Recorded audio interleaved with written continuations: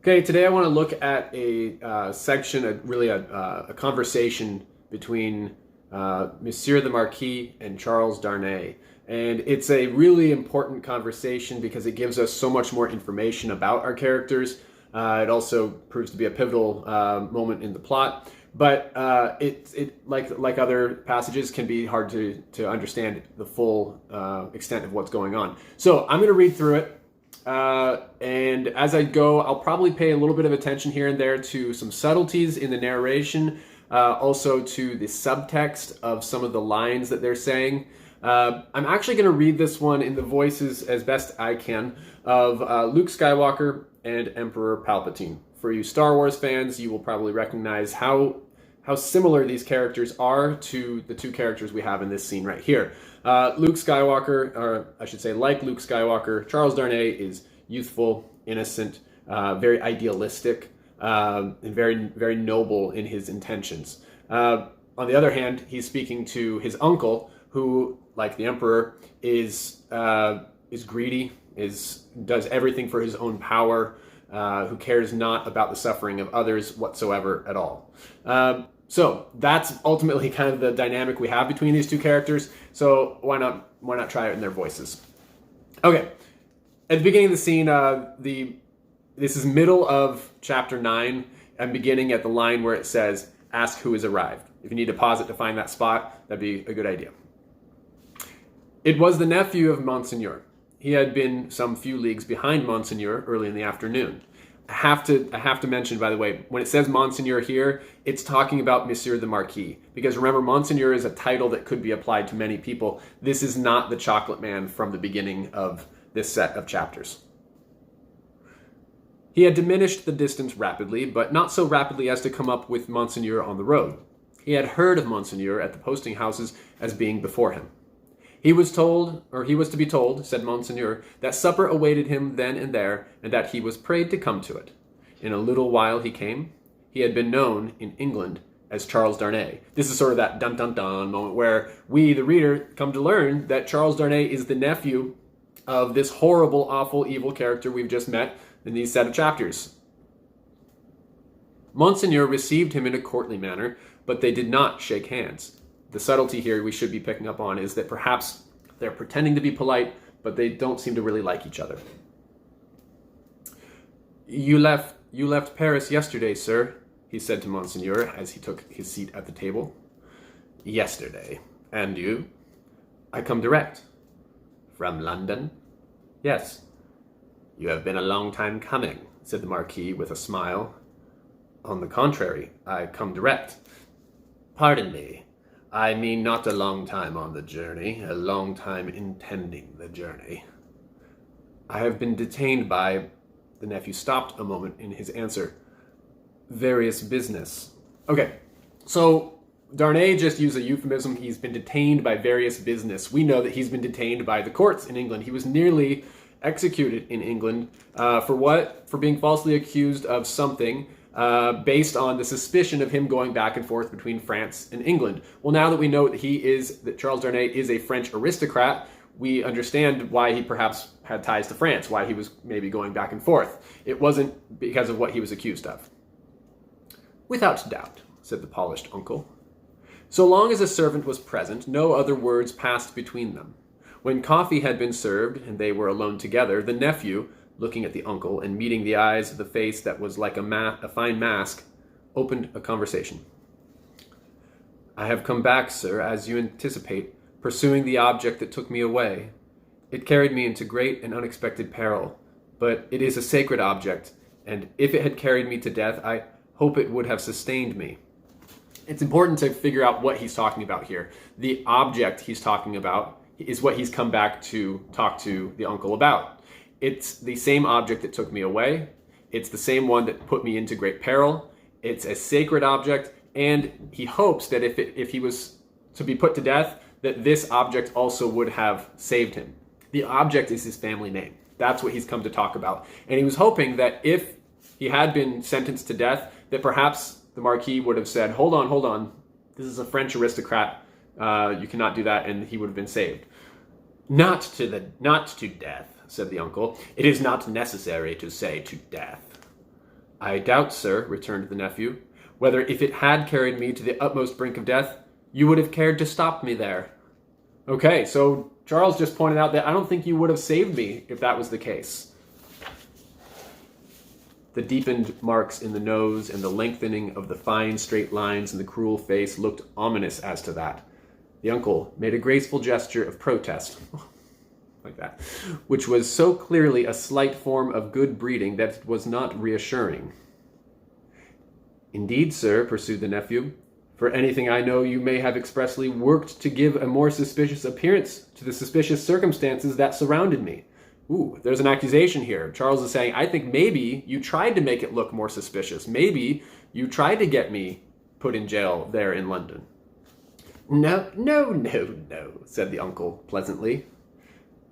But however that may be, resumed the nephew, glancing at him with deep distrust, I know that your diplomacy would stop me by any means and would know no scruple as to means. Here, he doesn't really mean what he's saying, Charles doesn't. He's just being polite. We've seen this before from him, that he's saying, I'm sure that you would have stopped that from happening. My friend, I told you so, said the uncle, with a fine pulsation in the two marks. Do me the favor to recall that I told you so long ago. I recall it. Thank you, said the Marquis, very sweetly indeed. His tone lingered in the air, almost like the tone of a musical instrument. In effect, sir, pursued the nephew, I believe it to be at once your bad fortune and my good fortune that has kept me out of a prison in France here. I do not understand, returned the uncle, sipping his coffee. Dare I ask you to explain?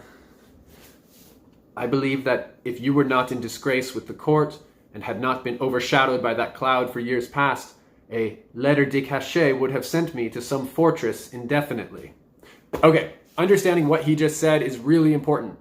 A lettre de cachet is something that they had in pre-revolution France, where a noble could write a letter, and that letter could be signed by the monarch, by the king, and if signed, that it ultimately was like saying like a favor that could be done for that noble, and that favor would be to send someone to prison. Okay, in other words, Charles is saying, I think that you, uncle, would have sent me to prison here in France if you were in better standing with the court. The court is not the court of law. Okay, with the lettre de cachet, there is no court of law involved. It's just noble says you go to jail, and boom, you go to jail. But here he says that if you were not in disgrace with the court is the royal court. And we saw earlier in chapter 7 that as he was leaving Monseigneur the Chocolate Man's ball, Monsieur the Marquis, who is beneath Monseigneur the Chocolate Man, was saying, I devote you to the devil. In other words, we could tell that there was some sort of strife between those two. And now Charles is saying, if there wasn't that strife between you two, I bet you could get a letter signed and sent me into prison. It is possible, said the uncle with great calmness. For the honor of the family, I could even resolve to incommode you to that extent. Pray, excuse me. Okay, what did he just say? He said, for the honor of the family, that yes, I could incommode you. Incommode means to inconvenience. I could do that to you if it was for the honor of the family. Yeah, I could do that. I perceive that, happily for me, the reception of the day before yesterday was, as usual, a cold one, observed the nephew. Okay, so the cold reception he's talking about is at Monseigneur Chocolate Man's ball. That he was not well received, he's not very well liked there. And that is happy for Charles Darnay, because again, it means that he's safer from being sent to prison by his uncle. I would not say happily, my friend, returned the uncle with refined politeness. I would not be sure of that. A good opportunity for consideration, surrounded by the advantages of solitude, might influence your destiny to far greater advantage than you influence it for yourself. Okay, I really like that I got to say the word destiny because that's one of the emperor's favorite words. Anyway, he's saying that I think that he's saying maybe it's not good for you that I'm in bad favor with the court, because a good opportunity for some solitude would be great for you. I think you could do really well in some solitude. In other words, prison would be kind of good for you. You need it. But it is useful to discuss the question. I am, as you say, at a disadvantage. These little instruments of correction, these gentle aids to the power and honor of families, these slight favors that might so incommode you, are only to be obtained now by interest and importunity.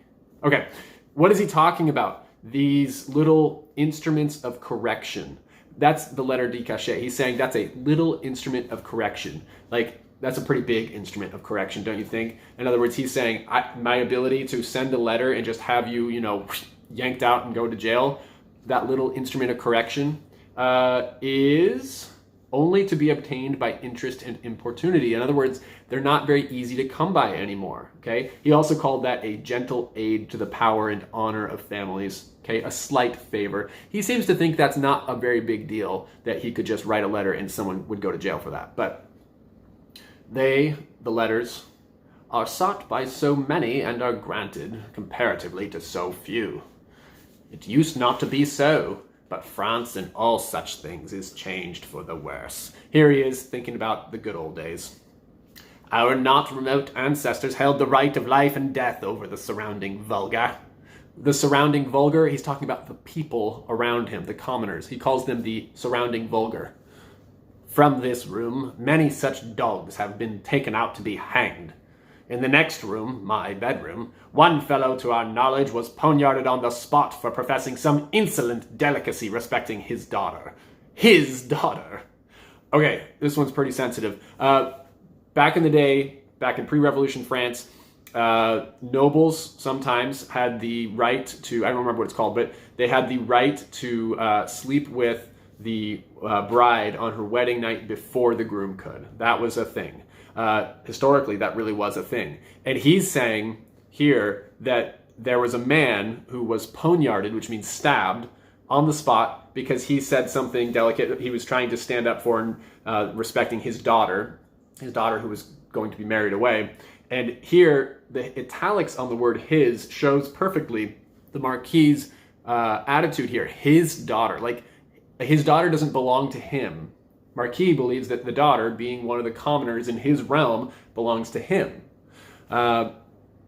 We have lost many privileges. A new philosophy has become the mode, and the assertion of our station in these days might, I do not go so far as to say would, but might, cause us real inconvenience. All very bad, very bad. Okay, he's complaining about, the good old days when we could just, kill people randomly, and when we could take out these dogs to be hanged. The dogs, again, he's referring to the peasants. It's all very bad because things are changing. It's not as easy to do that anymore, he says. Even though we're still pre-revolution, he feels like he doesn't really have that right very much. The Marquis took a gentle pinch of snuff and shook his head, as elegantly despondent as he could becomingly be of a country still containing himself, that great means of regeneration. We have so asserted our station, both in the old time and in the modern time also, said the nephew gloomily, that I believe our name to be more detested than any name in France.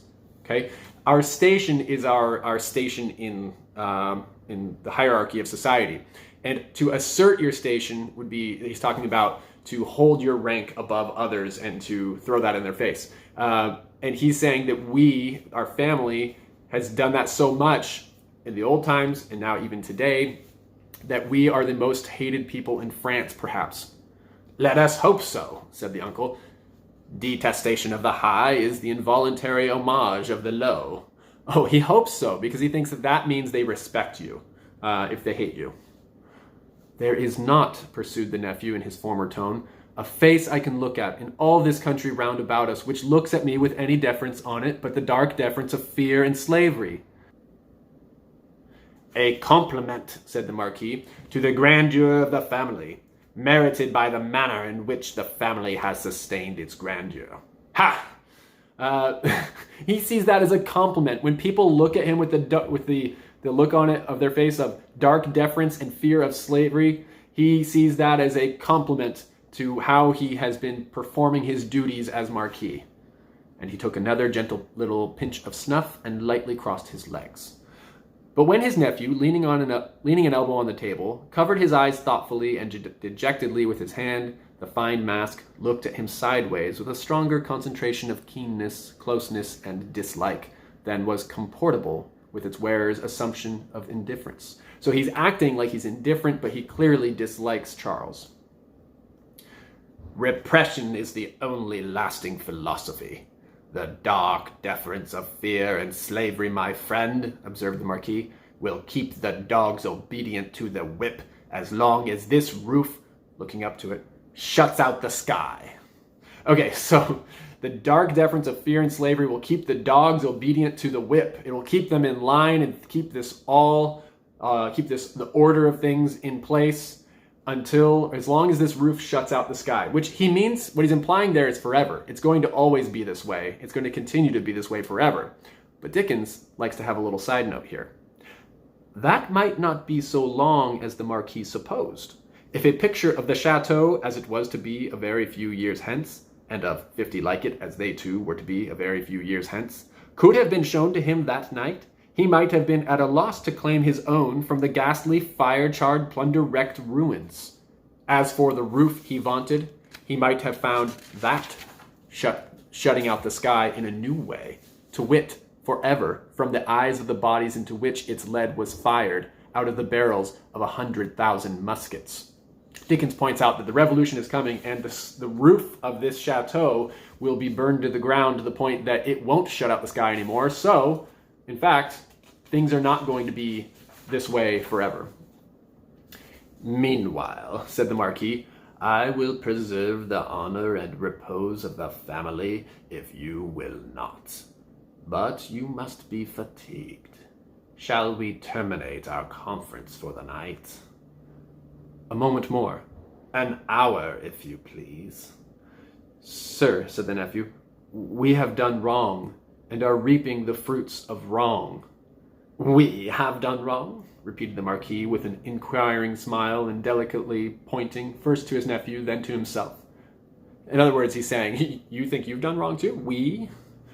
Our family, our honorable family, whose honor is of so much account to both of us in such different ways. Darnay is saying our family's honor matters to me. In other words, he wants his family to be honorable, whereas the Marquis cares about the family honor, the position of the family. Even in my father's time, we did a world of wrong, injuring every human creature who came between us and our pleasure, whatever it was. Why need I speak of my father's time when it is equally yours? Can I separate my father's twin brother, joint inheritor, and next successor from himself? So we just found out that Charles's father, who is no longer alive, was before the Marquis, and he was twin brother to the current Marquis. So he says, even in my dad's time, we did the wrong things, and now we continue to do the wrong things.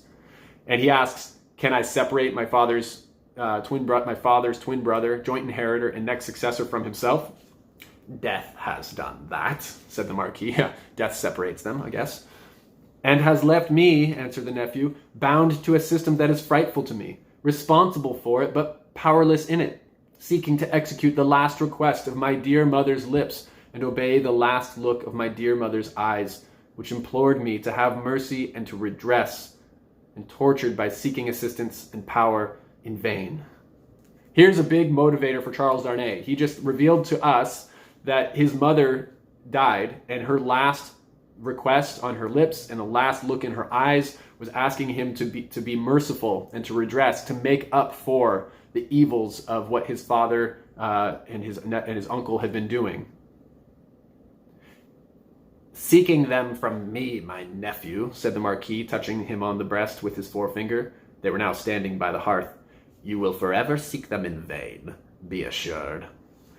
Every fine straight line in the clear whiteness of his face was cruelly, craftily, and closely compressed while he stood looking quietly at his nephew with his small snuff-box in his hand. Once again he touched him on the breast, as though his finger were a fine point of a small sword, with which, in delicate finesse, he ran him through the body, and said, My friend, I will die, perpetuating the system under which I have lived. When he had said it, he took a culminating pinch of snuff and put his box in his pocket. Better to be a rational creature, he added then, after ringing a small bell on the table, and accept your natural destiny. But you are lost, Monsieur Charles, I see. This property and France are lost to me, said the nephew, sadly. I renounce them. Are they both yours to renounce? France, maybe, but is the property?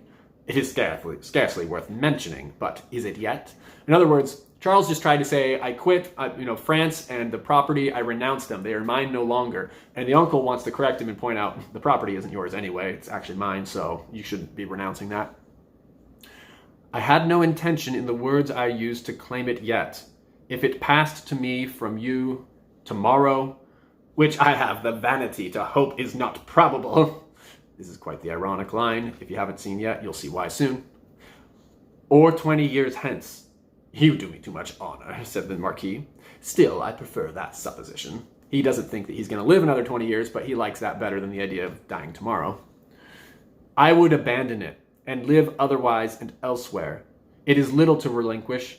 What is it but a wilderness of misery and ruin? So here's this massive property that they own as the Marquis, as this noble family.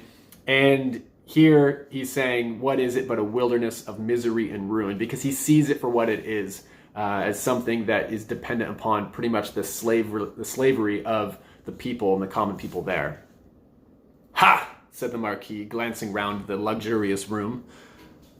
To the eye it is fair enough here, but seen in its integrity, under the sky and by the daylight, it is a crumbling tower of waste, mismanagement, extortion, debt, mortgage, oppression, hunger, nakedness, and suffering. Ha! Said the Marquis again, in a well-satisfied manner. If it ever becomes mine, it shall be put into some hands better qualified to free it slowly, if such a thing is possible, from the weight that drags it down, so that the miserable people who cannot leave it and who have been long wrung to the last point of endurance may, in another generation, suffer less. But it is not for me. There is a curse on it, and on all this land. And you, said the uncle, forgive my curiosity. Do you, under your new philosophy, graciously intend to live? I must do to live what others of my countrymen, even with nobility at their backs, may have to do some day. Work. Gasp. He just told his aristocratic uncle that he plans to work. Oh, mo. In England, for example. Yes, the family honor, sir, is safe from me in this country. The family name can suffer from me in no other, for I bear it in no other. Charles is pointing out he doesn't bear his family name there. So Darnay, that we know him by, Charles Darnay, is not actually his family name. The ringing of the bell had caused the adjoining bedchamber to be lighted. It now shone brightly through the door of communication. The Marquis looked that way and listened for the retreating step of his valet. England is very attractive to you, seeing how indifferently you have prospered there, he observed then, turning his calm face to his nephew with a smile. I have already said that for my prospering there I am sensible I may be indebted to you, sir. For the rest, it is my refuge. They say, those boastful English, that it is a refuge of many. You know a compatriot who has found a refuge there? A doctor? Yes. With a daughter? Yes. Yes, said the Marquis. You are fatigued. Good night. What a tease. He just hinted at that he suggests, is there someone else who's supposed to be live in France but has found refuge in England there, a doctor with a daughter? He's obviously talking about the Manettes. And Charles says yes. And then he says, oh, you must be tired. Good night. As he bent his head in his most courtly manner, there was a secrecy in his smiling face, and he conveyed an air of mystery to those words which struck the eyes and ears of his nephew forcibly. At the same time, the thin straight lines of the setting of the eyes and the thin straight lips and the markings in the nose curved with a sarcasm that looked handsomely diabolic. Yes, repeated the Marquis. A doctor with a daughter. Yes. So commences the new philosophy. You are fatigued. Good night. It would have been of as much avail to interrogate any stone face outside the chateau as to interrogate that face of his. he might as well just ask the statues what that meant, because the uncle was not going to tell him. The nephew looked at him in vain in passing on to the door. "Good night," said the uncle. "I look to the pleasure of seeing you again in the morning. Good repose. Light monsieur my nephew to his chamber there, and burn monsieur my nephew in his bed, if you will," he added to himself before he rang his little bell again and summoned his valet to his own bedroom. That was not an actual order to burn Charles in his bed, but you can tell that he wants to do such a thing. And I'm going to pause there, because that's the end of the discussion. And you guys can read the rest of the chapter if you haven't already and find out what happens. There's kind of one more major thing that happens in this chapter.